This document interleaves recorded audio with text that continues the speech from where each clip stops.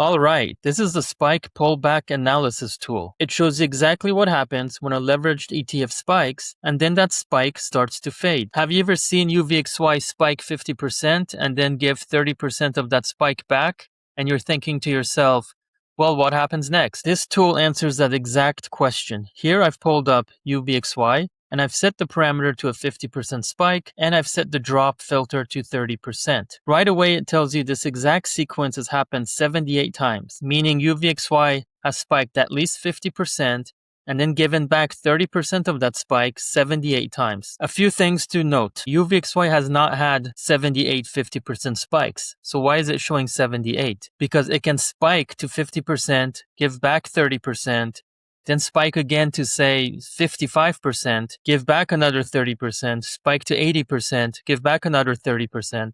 Those are three separate sequences where it's made a higher high and dropped 30% during the same cycle. It also gives the median time to all-time lows, along with the fastest and slowest times it's ever taken to get there. Here it says the median time to all-time lows after 30% drops is 32 sessions. Next is my favorite part of the tool. It shows the average number of 20% bounces that have occurred after UVXY has spiked 50% and given 30% of the spike back. Here it's showing on average there have been 2.4 20% bounces after a 30% pullback. You can adjust these parameters based on your own risk tolerance.